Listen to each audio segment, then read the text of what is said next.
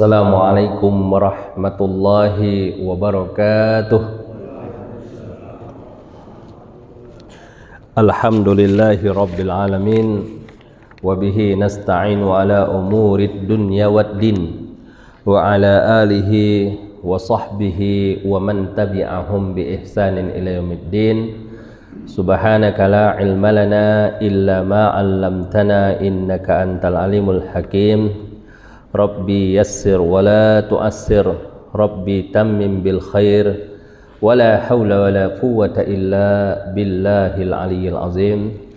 Jamaah rahimakumullah, mari dalam kesempatan ini beberapa menit ke depan kita tilawah dan juga tadabbur serta berusaha untuk memahami kitabullah. Mudah-mudahan kita bisa mengambil ibrahnya dan bisa memahaminya serta mengamalkannya. Amin ya rabbal alamin. A'udzu billahi minasy syaithanir rajim.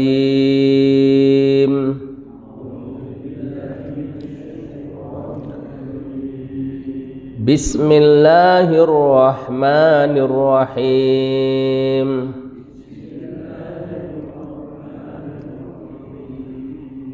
وقرن في بيوتكن ولا تبرجن تبرج الجاهلية الأولى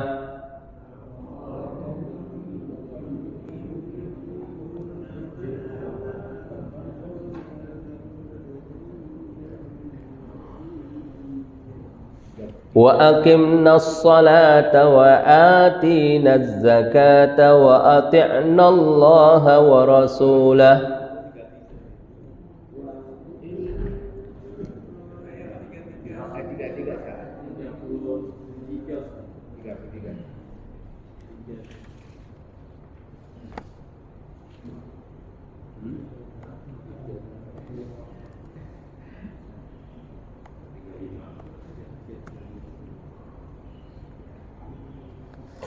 وأقمنا الصلاة وآتينا الزكاة وأطعنا الله ورسوله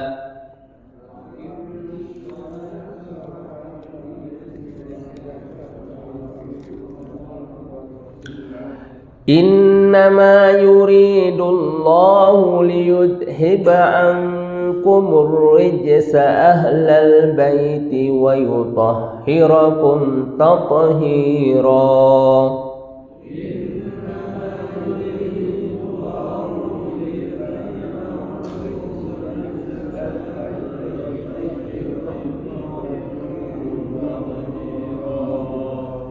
واذكرن ما يتلى في بيوتكن من آيات الله والحكمة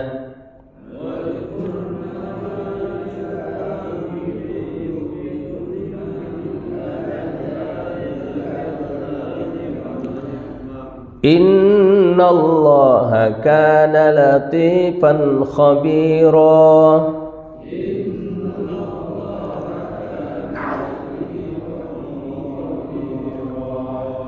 إن المسلمين والمسلمات والمؤمنين والمؤمنات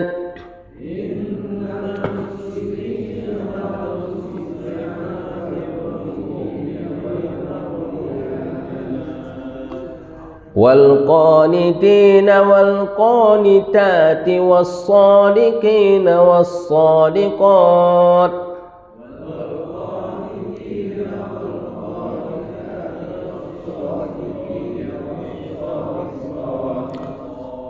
والصابرين والصابرات والخاشعين والخاشعات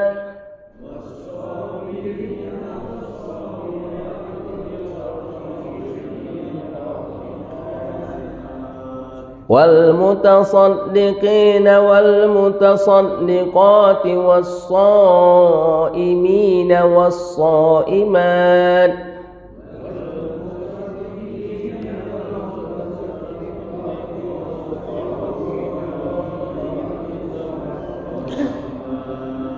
والحافظين فروجهم والحافظات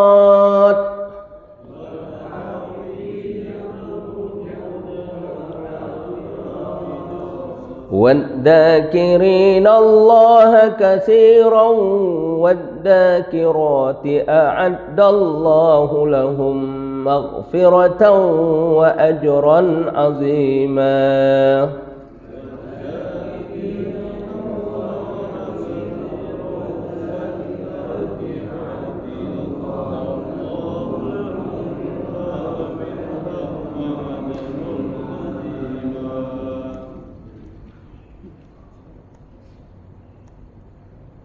Qala Allah Ta'ala waqarna fi buyutikunna, waqarna, dan hendaklah kamu tetap di rumahmu.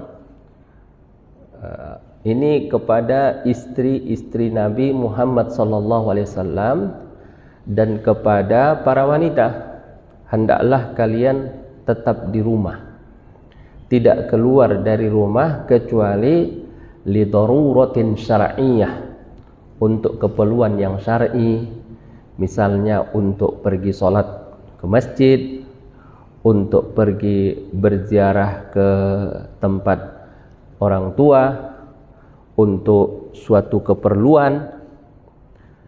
Nah, kata-kata waqara di sini ada dua qiraah, ada waqarna, ada juga qiraah waqirna fi buyutikunna. Dua-duanya adalah qiraah yang dibaca oleh Nabi Muhammad sallallahu alaihi wasallam. Kalau dibaca waqarna maka artinya ilzamna, tetaplah di rumah. Ya, jangan sering-sering keluar dari rumah kecuali ada keperluan. Ya. Keperluan yang syar'i. Kalau tidak perlu-perlu amat, perempuan sebaiknya tidak usah keluar dari rumah. Yang kedua diambil dari kata waqirna. Kalau waqirna diambil dari kata waqar. Makanya dalam hadis dikatakan pamsu bil waqari was sakinah. Kalau ke masjid jangan terburu-buru, tapi jalannya waqar. Waqar itu jalannya tenang, santai, jangan berlari-lari, ya, walaupun imam sudah hampir ruku. Jadi jalan tetap santai. Artinya perempuan itu tenang di rumah. Ya, tidak usah terlalu sibuk buat perempuan. Kenapa? Ternyata hikmahnya adalah bahwa di rumahlah perempuan itu menemukan jati dirinya yang sebenarnya. Ya. Karena di dalam rumah itu, ya, perlu ada suasana yang tenang, suasana yang nyaman, sehingga dia bisa mendidik anak-anaknya, membesarkan anak-anaknya, ya, supaya anak-anaknya ini nanti menjadi pejuang, ya, menjadi dai, menjadi pengusaha, menjadi pemimpin, menjadi orang-orang hebat. Jadi di balik orang-orang hebat itu ada ibu yang membesarkannya. Dan ibu kalau sudah terlalu capek, ya, akhirnya anak ini diserahkan kepada pembantu, ya, pembantu rumah tangga. Maka anak ini ibunya adalah ibu rumah tangga. Nanti mental sikapnya, perilakunya, bawaannya pun seperti itu. Ya, bukan seperti ibunya. Itulah yang dikhawatirkan. Ya, makanya kalau kita lihat istri-istri para sahabat radhiyallahu anhum, ya, mereka berhasil, ya, mendidik anak-anak mereka sehingga anak-anak mereka menjadi pemimpin, menjadi orang-orang hebat, menjadi para dai, menjadi para mujahid. Berkat apa? Berkat dari ibu mereka yang tidak terlalu sibuk, yang tidak terlalu lelah, ya. Nah, seperti itu yang disebutkan di dalam ayat ini. Waqarna fi buyutikunna. Hendaklah kalian para wanita tetap di rumah. Ya, tetap di rumah. Jangan terlalu banyak keluar dari rumah, ya. Makanya kata Said Qutb dalam tafsirnya, keluarnya perempuan untuk bekerja boleh, tapi kalau suaminya tidak sanggup, ya, suaminya butuh bantuan. Tapi kalau suaminya sudah cukup, apalagi lebih dari cukup, maka alangkah baiknya kalau seorang wanita itu tetap di rumah, ya, tetap di rumah untuk menyiapkan diri buat suaminya, ya, menyiapkan diri buat anak-anaknya, menyiapkan diri buat mendidik generasi-generasi berikutnya. Nah, jamaah rahimakumullah, jadi perempuan itu butuh ketenangan. Coba bapak dan ibu bayangkan, kalau perempuan itu misalnya bekerja berangkat dari jam 5 pagi, pulang jam 5 sore, ya, kapan dia ketemu sama anaknya? Kapan dia mencurahkan kasih sayang kepada anaknya? Nah, lagi pula kapan lagi dia memberikan pelayanan terbaik kepada suaminya? Nah, pulang ke rumah sudah capek. Belum lagi kalau pulang ke rumah sibuk main HP, sibuk membalas WA, sibuk dengan ini dan sibuk dengan itu. Disinilah kita lihat betapa dahsyatnya dan betapa hebatnya ajaran Islam. Ini bukan untuk mengekang perempuan, ya. Ini bukan untuk merendahkan perempuan, tapi ini tujuannya adalah untuk memuliakan perempuan. Ya, perempuan itu begitu mulia. Sebab bapak dan ibu, ada pekerjaan-pekerjaan yang hanya bisa dilakukan oleh laki-laki. Dan ada pekerjaan yang hanya bisa dilakukan oleh perempuan. Ya. Yang bisa melahirkan cuma perempuan. Bapak bisa melahirkan? Enggak bisa. Ya. Yang bisa menyusui cuma perempuan. Ya. Yang bisa mengatur rumah tangga di dalam adalah perempuan. Laki-laki yang bekerja itu. Laki-laki yang pergi mencari nafkah. Ada yang sebagai kuli bangunan, ada yang bekerja di kantor, ada yang bekerja sebagai pedagang, ada yang bekerja sebagai masinis, ada yang bekerja sebagai pilot, ada yang bekerja sebagai sopir. Menghadapi tantangan, ya. Makanya yang banyak meninggal itu laki-laki biasanya, ya, karena dia di jalan nanti kecelakaan, di tempat kerja, di tempat dia mencari nafkah. Sedangkan perempuan itu di rumah. Itu konsep dalam agama Islam. Tapi kalau ditanya, bolehkah perempuan bekerja? Boleh aja, nggak apa-apa gitu. Ya, tapi kalau udah bekerja perempuan itu, hartanya bukan untuk dia lagi semua gitu. Kenapa? Karena dengan perginya dia bekerja, maka suaminya tidak lagi mendapatkan haknya sepenuhnya. Hak suami itu dipatuhi, ditaati, diikuti, ya kan? Hak istri apa? Mendapatkan nafkah, mendapatkan tempat tinggal, mendapatkan pakaian, mendapatkan rumah yang layak dan semestinya. Jadi mestinya perempuan itu tidak disibukkan untuk mencari duit, tapi disibukkan untuk mendidik anak-anaknya dan membesarkan generasinya. Tapi walaupun keluar, ya, tafadhallah, enggak apa-apa.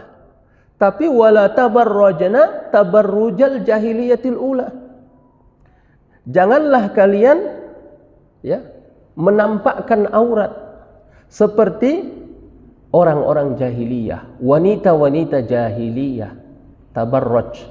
Tabarruj itu diambil dari kata baroja. Burj. Burj tahu Pak? Burj Khalifah tahu? Bangunan tertinggi sehingga kelihatan dari manapun kelihatan, ya. Tapi kalau al-baruj itu si'atul aini wa husnuha. Kalau diambil asal kata baruj itu adalah keindahan mata dan mata yang lebar. Ya, mata yang lebar dan indahnya mata. Nah, makanya ada safinatun barja, artinya safinatun barja, sampan yang besar. Artinya apa yang dimaksud dari ayat ini? Hendaklah perempuan itu kalau keluar tidak menampakkan sesuatu yang semestinya ditutupi. Itu. Tidak menampakkan sesuatu yang mestinya ditutupi dan tidak bergaya dengan gaya yang membangkitkan nafsu dan syahwat para laki-laki. Gitu. Dari tutur katanya, dari cara dia berjalan, dari lenggak-lenggoknya, jangan membangkitkan nafsu dan syahwat laki-laki. Ya, cukuplah dia menunjukkan kecantikannya, cukuplah dia membagi kecantikannya, keindahan tubuhnya hanya buat suaminya, bukan buat orang lain. Jadi wala tabarrujna tabarrujal jahiliyatil ula, dan janganlah perempuan itu menampakkan auratnya ketika bepergian daripada rumah. Dalam hadis dikatakan, apabila perempuan keluar dari rumah memakai parfum yang wangi sehingga membangkitkan syahwat para lelaki, maka dia selama dalam perjalanannya dilaknat oleh Allah Subhanahu wa ta'ala sampai dia pulang ke rumah. Karena bapak dan ibu mohon maaf, nafsu laki-laki itu ada di hidungnya. Gitu. Ya, laki-laki kalau sudah mencium wangi daripada perempuan, maka bangkit nafsunya dan bangkit syahwatnya. Nah, makanya ketika perempuan itu keluar dari rumah, hendaklah dia dengan pakaian yang sopan, dengan pakaian yang santun, tidak memancing. Kalau ada yang memancing-mancing, nanti ada yang terpancing. Nah, itu bahayanya. Jadi wala tabarrujna tabarrujal jahiliyatul ula. Sini Allah memerintahkan kepada kaum wanita, kepada para istri, kepada para putri, untuk takwa kepada Allah Subhanahu wa ta'ala dalam urusan apa? Dalam urusan aurat. Nah, kemudian setelah itu Allah perintahkan pula wa aqimnas salata wa atinaz zakah wa ati'nallaha wa rasulah. Hendaklah kamu wahai para wanita menegakkan salat. Ya, tegakkan salat. Apa artinya tegakkan salat? Lakukan salat pada awal waktu, sempurnakan rukun dan syaratnya, dan sempurnakan juga khusyuknya.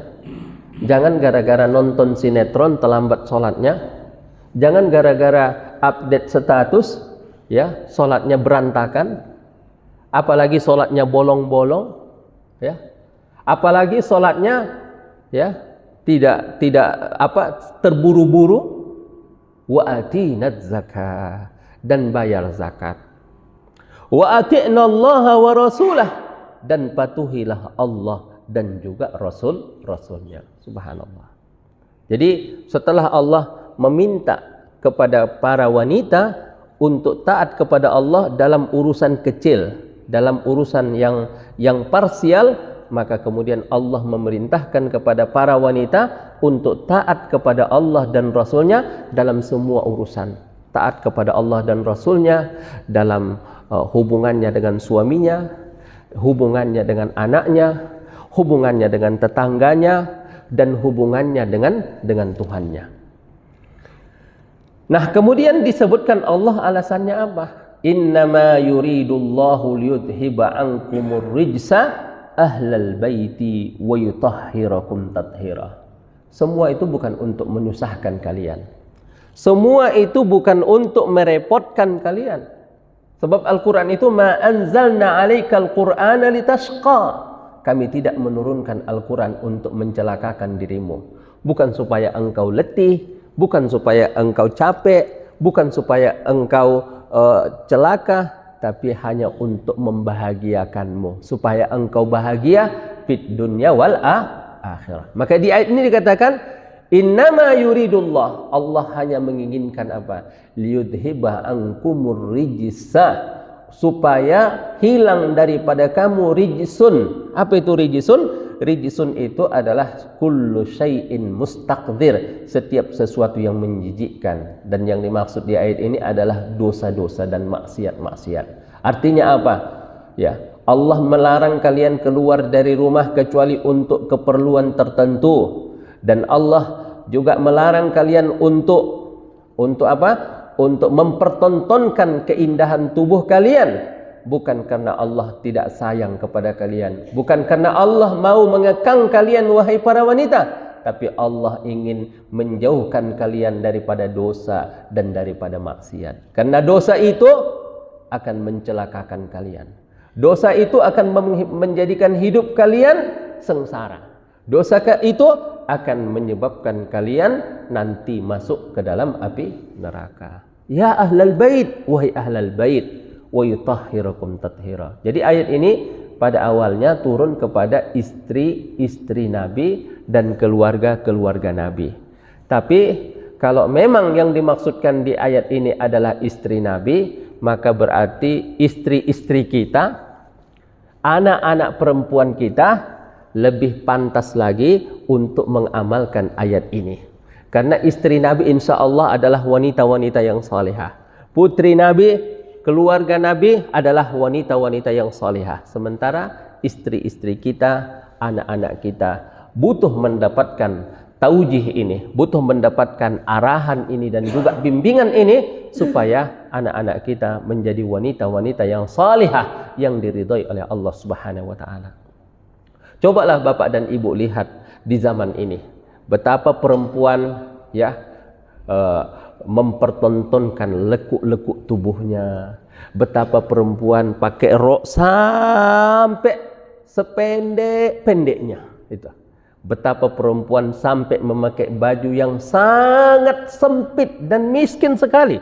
Baju itu sampai pusatnya pun nggak ketutup Pak, kebuka itu. Seolah-olah nggak ada duit beli pakaian, seolah-olah nggak ada duit buat apa? Dengan alasan kemajuan, kebebasan, bebas macam apa, maju macam apa seperti itu? Ya, itu bukan maju namanya. Semakin maju manusia ini, semakin menutup auratnya. Ya, lihat binatang, sapi, dia nggak ada celananya, nggak ada bajunya. Ya, kambing juga begitu, nggak ada bajunya. Ya. Justru semakin ditutup, semakin modern, semakin maju, semakin hebat manusia itu. Bukan malah dipertontonkan, ya. Bukan malah dipertontonkan. Sekarang orang Pak lihat ya, kalau orang mau pergi ke pameran mobil itu, ya, di situ nanti yang jaga mobil ada apa? Ada wanita di situ. Itu. Sebenarnya orang mau lihat mobilnya, lihat wanitanya gitu ya. Itu. Subhanallah. Nah, jadi ini petunjuk dari Al-Quran kepada kita semua. Kemudian apa kata Allah? وَاذْكُرْنَ مَا يُتْلَى فِي بُيُوتِكُنَّ مِنْ آيَاتِ اللَّهِ وَالْحِكْمَةِ. Wahai para wanita, ketika kalian di rumah, bukan untuk nonton TV loh. Ya, bukan untuk nonton HP loh.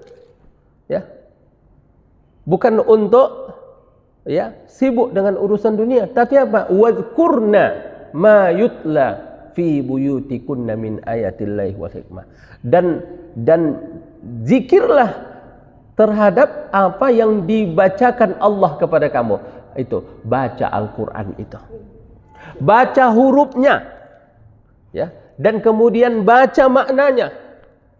Ya, baca hurufnya artinya apa? Tilawah Quran. One day one juz, satu hari satu juz.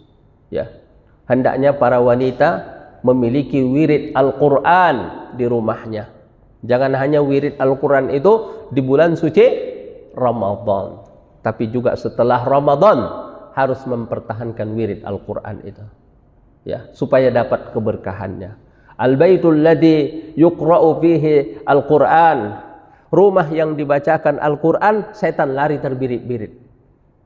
Rumah yang dibacakan Al-Quran, rumah yang penuh dengan keberkahan. Rumah yang jauh dari pertengkaran.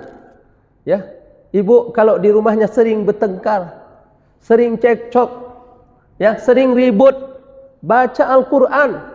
Karena sesungguhnya yang bikin ribut itu setan. Ya, yang bikin ribut itu setan memanas-manasi si istri, setan juga yang memprovokasi si suami. Kenapa? Karena jarang baca Quran. Coba rajin baca Quran, ya. Tapi jangan baca Quran kencang-kencang pas suaminya lagi tidur. Nanti suaminya juga tetap aja marah-marah gitu ya. Tuh. Tapi baca Al-Quran di rumah.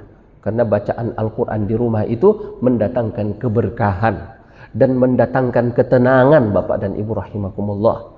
Dan menjadikan rumah tangga itu menjadi rumah tangga yang sakinah, mawaddah, warahmah. Itu. Kemudian apa? Wadhkurna ma yutla fi buyutikunna. Baca juga pemahamannya, baca juga maknanya. Alhamdulillah Bapak dan Ibu, di zaman ini ya, kita bisa mendengarkan tafsir Al-Qur'an ya melalui media, ada di YouTube. Ya, tinggal pilih ustadznya yang mana, tinggal pilih penceramahnya yang mana. Ya, walaupun tidak harus ditelan mentah-mentah, takut ada yang salah, takut ada yang salah dalam penjelasan. Tapi pun kalau kita dengarkan, nanti yang nggak paham kita bawa ke pengajian, tanyakan kepada ustadz. Ya, tafsir surah Al-Ikhlas, tafsir Juz Amma, tafsir semua sudah ada sekarang. Tapi kadang-kadang itulah kalau kita lihat kekurangannya. Kalau ada ustadz menjelaskan tafsir di YouTube di Indonesia khususnya, itu nanti ayatnya cuma sedikit, tapi entah kemana-mana pembahasannya itu. Jadi nggak fokus kepada ayatnya. Beda kalau YouTube yang ada di negeri Arab itu dia fokus kepada ayat saja gitu. Yang penting paham isi ayat ini, paham makna ayat ini, udah. Jadi bisa satu ceramahnya itu sampai 1 halaman, 2 halaman, tapi yang penting orang paham setiap kata demi kata apa yang dimaksudkan oleh ayat ini. Allah menginginkan kita melalui ayat ini apa yang diinginkan Allah daripada kita. Itu saja. Nah, maka oleh karena itu di sini dikatakan wadhkurna ma yutla fi buyutikunna. Hendaklah perempuan itu menyibukkan diri dengan tilawatul Quran. Masya Allah, ya. Ya. Kadang-kadang kita ini Pak, Ibu lebih sibuk membaca WA. Ya, lebih sibuk membaca Facebook. Lebih sibuk mendengarkan YouTube. Ya, kalau kita lihat HP kita itu pemakaian terbanyak adalah di mana? Al-Quran itu jarang dibuka. Ya. Nah, kemudian apa? Innallaha kana latifan khabira. Sesungguhnya Allah Subhanahu wa taala apa? Maha lembut dan maha mengetahui. Kelembutan Allah Subhanahu wa taala itu artinya apa? Allah mengetahui segala rahasia. Allah mengetahui apa yang tersembunyi di dalam hati. Allah mengetahui ya apa di balik segala sesuatu, Allah mengetahui. Maka oleh karena itu ya, pengetahuan kita tentang Allah Latif ini ya menjadikan kita hendaknya menjadi orang yang ikhlas dalam beribadah. Karena kalau kita tidak ikhlas, mohon maaf, Allah tahu ketidakikhlasan kita. Ya. Kalau kita tidak tulus dalam beribadah, Allah Latif. Allah tahu di balik perbuatan kita itu. Allah tahu di balik sedekah kita itu. Allah tahu di balik perkataan kita itu. Percuma, nggak ada gunanya. Ya, nggak ada gunanya menyembunyikan sesuatu di hadapan Allah. Ya, karena Allah semua tahu. Jadi untuk apa kita ria? Ya, untuk apa kita ingin dipuji? Untuk apa kita ingin disanjung? Ya, sebab Allah Subhanahu wa taala sudah tahu semuanya. Latif, Allah itu maha lembut.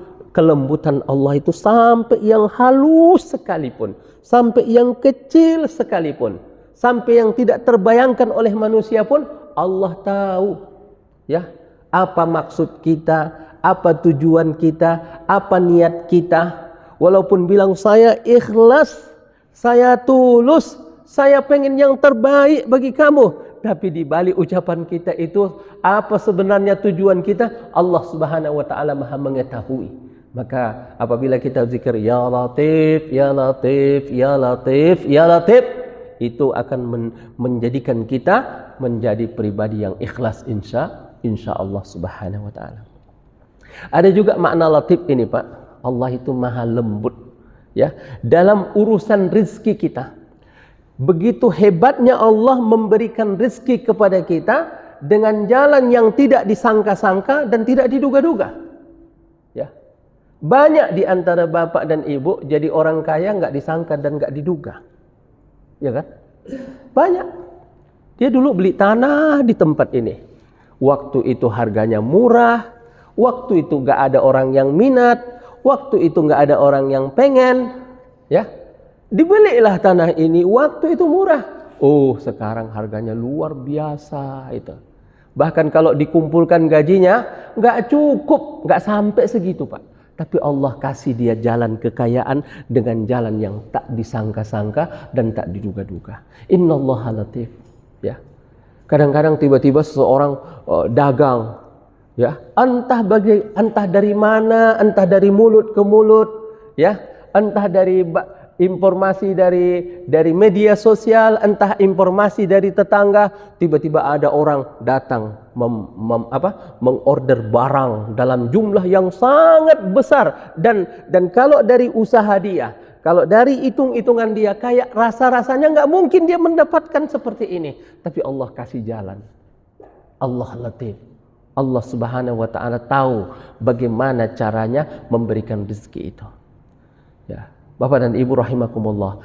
Nah, di sini Allah latif, khabiran, Maha mengetahui atas segala sesuatu.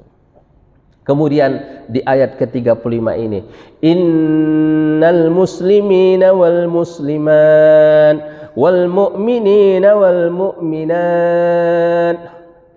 Sesungguhnya muslim laki-laki dan muslim perempuan.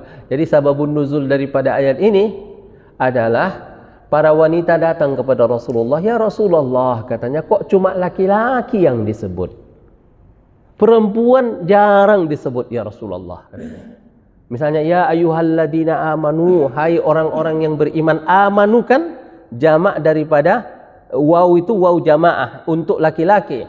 Ya, kalau mau sebut perempuan ya ayyuhalladzina amanna. Tapi sebenarnya kan nggak mungkin lah disebut ya ayyuhalladzina amanu wa ya ayyuhalladzina amanna, nggak mungkin itu ya. Nah, maka Allah pun ya memberikan jawaban kepada para wanita bahwa sebenarnya tidak ada perbedaan antara laki-laki dan wanita dalam kesempatan mendapatkan surga. Laki-laki tidak lebih utama daripada perempuan untuk mendapatkan surga. Semua kita ini memiliki kesempatan yang sama, baik laki-laki dan perempuan, untuk mendapatkan surga, cuma caranya yang berbeda. Kalau laki-laki mungkin berjihad fisabilillah, berdakwah di jalan Allah. Tapi kalau perempuan, dia mendidik anaknya di rumah, membesarkan anaknya di rumah, memberikan taat kepada suaminya, menjaga harga dirinya, menjaga kehormatan rumah tangganya. Itu adalah amalan perempuan. Ya. Nah, jamaah rahimakumullah, di sini dikatakan innal muslimina, sesungguhnya muslim laki-laki dan muslim perempuan. Apa itu kata arti daripada Islam? Islam itu diambil dari kata aslama yuslimu islaman fahuwa muslimun. Muslim artinya adalah menyerahkan diri sepenuhnya kepada Allah Subhanahu wa taala. Menyerahkan dirinya untuk diatur oleh Allah dan Rasul-Nya, mulai daripada dia bangun tidur sampai dia tidur kembali. Itulah Islam. Ya. Dia menyerahkan, yang mengatur dirinya adalah Allah dan Rasul-Nya. Itu. Dia tidak menyerahkan, yang mengatur dirinya itu hawa nafsunya.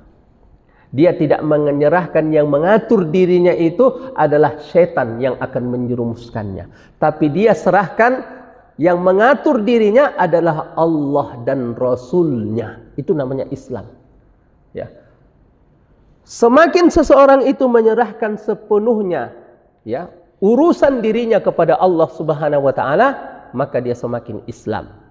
Makanya dalam ayat ya ayyuhalladzina amanu dukhulu fis-silmi kafah. Hai orang-orang yang beriman, masuklah kalian kepada Islam secara menyeluruh, kafah. Ya. Jangan Islam ini kayak Islam prasmanan. Tahu prasmanan ya? Kalau kita makan tuh, nah, ambil yang enak-enaknya saja. Ambil yang sesuai selera. Banyak nggak orang berislam di negeri kita ini yang Islamnya itu Islam prasmanan? Banyak itu. Yang diambilnya adalah acara pernikahannya. Ya, yang diambilnya adalah acara pelepasan jenazahnya. Tapi sehari-harinya itu muamalahnya berbohong, berdusta, curang, korupsi, menipu, ya, banyak. Maka dikatakan di sini innal muslimina wal muslimat. Sesungguhnya muslim laki-laki dan muslim perempuan. Jadi kita serahkan urusan ibadah kepada Allah, kita serahkan. Muamalah dengan tetangga, ya, muamalah dalam bekerja, muamalah di kantor, muamalah di rumah, ya. Kita serahkan, yang mengaturnya semua adalah Allah dan Rasulnya. Ekonomi kita, politik kita, segala urusan kita, kita serahkan kepada Allah Subhanahu wa taala. Maka di dalam Islam, dalam urusan ekonomi misalnya, tidak boleh ada monopoli, ya, itu. Tidak boleh ada curang, tidak boleh ada tipuan, tidak boleh ada gharar, ya. Pada dasarnya aturan ekonomi dalam Islam adalah aturan yang adil, prinsipnya prinsip keadilan, itu. Ya. Nah, kemudian yang kedua, wal mu'minina wal mu'minat, orang mukmin laki-laki dan mukmin perempuan. Artinya mukmin ini adalah ketundukan secara batin. Kalau tadi muslim itu tunduk secara zahir, artinya kalau dipisahkan maknanya, kalau Islam itu tunduk kepada seluruh aturan Islam secara zahir. Tapi kalau mukmin itu tunduk kepada aturan Islam secara batin, dari hatinya, atas sukarela, atas keinginannya sendiri. Karena Bapak dan Ibu rahimakumullah, ada orang mendengarkan ayat Al-Quran, dia bilang apa? Ya iyalah, iya, saya amalkan nanti, saya laksanakan. Tapi dalam prakteknya, dalam kenyataannya tidak diamalkan. Ya, disuruh meninggalkan riba, baik, saya tinggalkan. Tapi dalam hati kecilnya apa? Alah, sama aja, bank konvensional sama bank apa?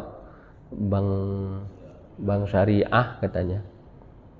Ini kemarin bank syariah sedang diuji, ya, diuji apakah orang lari atau istiqomah, ya. Ini ujian terbesar yang ada di zaman ini terhadap bank syariah, ya, itu. Ini tandanya ujian itu kalau sesuatu itu sudah menjadi besar, gitu. Diuji, diserang sistemnya, ya. Tapi itu biasa, itu. Banyak orang khawatir, gitu ya. Nah, khawatir biasa aja ya. Tapi kan sudah ada penjaminan bahwa orang yang menyimpan uang pasti akan dikembalikan. Tapi mudah-mudahan tidak terjadi, Bapak dan Ibu rahimakumullah. Wal mu'minina wal mu'minat itu ketundukan secara batin, ya. Ketundukan itu bukan karena dilihat orang, bukan karena terpaksa, tapi datang atas kerelaan dan juga atas sukarela dari hati kita. Kemudian apa lagi? Wal qanitina wal qanitat. Apa artinya? Wal qanitina wal qanitati artinya orang yang istiqomah dalam melaksanakan ketaatan. Kunut. Kan ada doa kunut itu. Kunut, qanitin artinya orang yang terus-menerus melakukan ketaatan sampai akhir hayatnya. Kalau tadi kan muslim ketundukan zahir. Kalau mukmin ketundukan di dalam hati. Kalau qanitin ketundukan yang terus-menerus berkesinambungan sampai akhir hayat. Itu namanya wal qanitina wal qanitat. Kemudian apa lagi?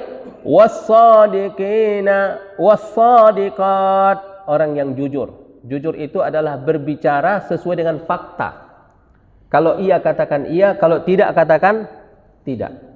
Jangan suka bersilat lidah. Ya. Jangan beda apa yang kita tuturkan dengan apa yang ada di dalam hati kita. Dan menjauhi bohong, dusta, curang. Nah, itu namanya jujur. Ya.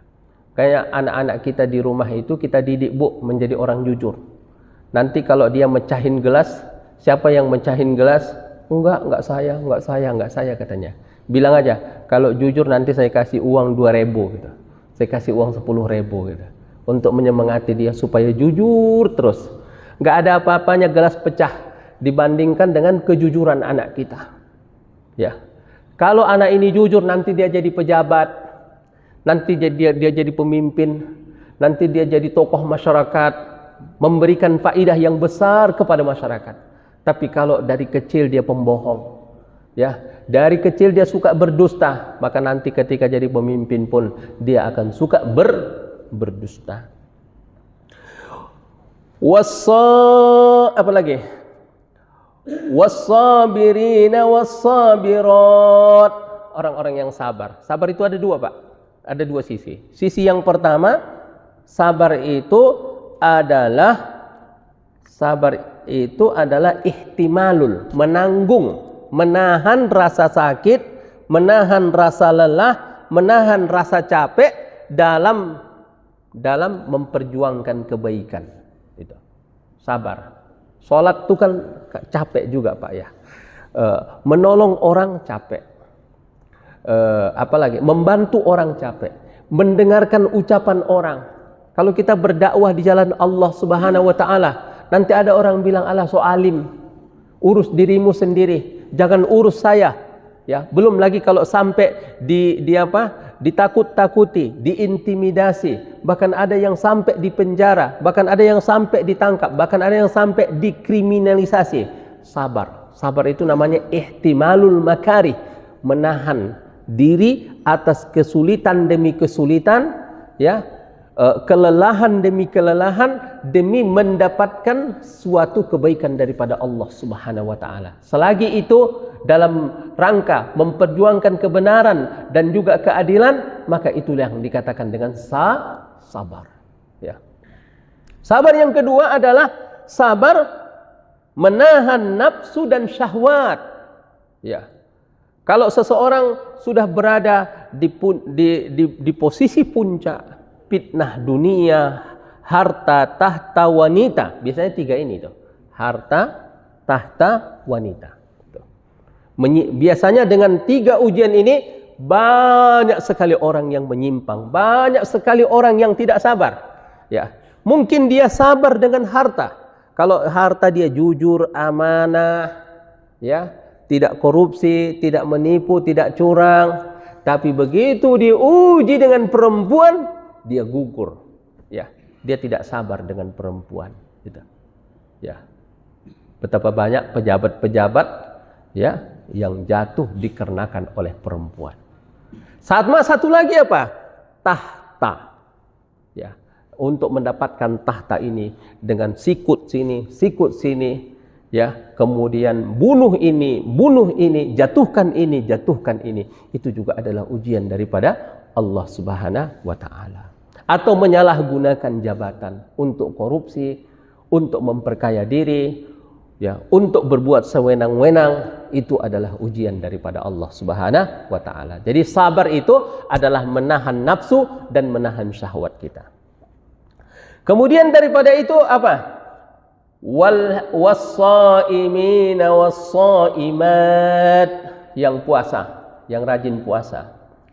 Wal hafizina furujahum wal hafizat, dan wanita-wanita yang menjaga kehormatannya, dan begitu pula laki-laki yang menjaga kehormatannya. Ya, menjaga kehormatan itu ya berawal daripada pandangan. Semua laki-laki itu kehormatannya itu berawal daripada pandangan. Makanya Allah mewanti-wanti kita, kullil mu'minina yaghuddu min absarihim. Hendaknya laki-laki itu menundukkan pandangan mereka. Kalau dari awal laki-laki itu sudah menundukkan pandangannya, maka tidak akan datang ujian berikutnya.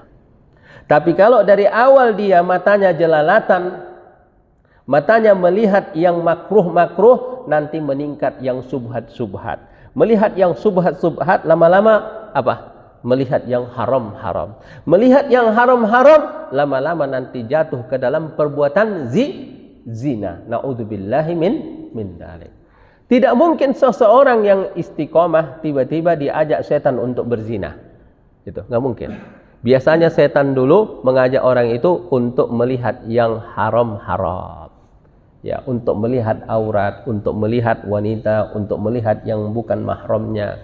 Lama-lama dia terus mencari, terus dia mencari. Yang melihat yang haram itu bapak dan ibu seperti orang minum air laut. Minum terus. Ya, tapi enggak selesai hausnya. Minum lagi. Jadi nafsu itu, Pak, ibarat orang enggak perlu dibangunkan dia. Itu. Nafsu itu enggak perlu dibangunkan. Katanya apa? Oh, nonton ini supaya kuat nafsunya. Oh, tidak, terbalik, Pak. Ya. Nafsu itu tidak perlu dibangunkan. Itu. Makanya semakin orang menundukkan pandangannya, maka semakin mesra hubungan suami istrinya. Ya. Ya. Laki-laki itu semakin gagah, semakin hebat, semakin dia menundukkan pandangannya. Tapi semakin dia tidak menundukkan pandangannya, semakin jelek nanti istrinya di hadapannya. Gitu. Kenapa? Karena istrinya ini dibandingkannya sama artis. Ya, dibandingkannya sama wanita yang lain. Tapi kalau dia tidak melihat yang lain kecuali istrinya wanita yang paling cantik di matanya. Tidak ada lagi yang lain yang lebih cantik. Gitu. Nah, itulah rahasianya. Ternyata rahasianya di situ. Kenapa seorang laki-laki melihat istrinya tidak cantik? Karena dia terlalu banyak melihat yang haram. Kalau dia melihat yang halal saja, maka istrinya bagi dia adalah yang paling cantik. Jadi, bapak dan ibu, pengen gak istrinya menjadi wanita tercantik? Jangan lihat wanita yang lain. Gitu. Apalagi lihat istri orang. La haula wala quwata illa billah. Gitu. Nah, begitu juga seorang suami, seorang istri. Istri kalau mau pengen suaminya paling ganteng di dunia, maka jangan lihat laki-laki yang lain. Lihat aja suamimu. Ya, gitu. Nah, وَالذَّاكِرِينَ كَثِيرًا وَالذَّاكِرَاتِ, dan orang laki-laki yang berzikir dan laki-laki perempuan yang berzikir. Zikir itu apa? Berzikir, ya. Khususnya zikir pada waktu-waktu yang diperintahkan oleh Allah, yaitu zikir pagi, zikir petang, ya. Kita ini zikir pagi sekarang. Zikir pagi kita ke pengajian itu. Zikir petang nanti, ya. Ataupun zikir dalam semua keadaan.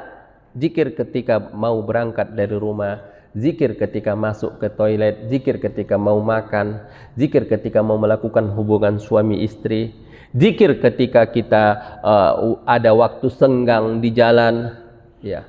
Ataupun zikir dengan perbuatan, menolong orang itu zikir, pergi mencari nafkah itu zikir. Semua yang kita hubungkan dengan Allah dan itu adalah perbuatan taat kepada Allah, ataupun itu sedikitnya perbuatan yang mubah, maka itu adalah sedang kita berzikir kepada Allah. Nah, untuk ini apa jawaban Allah?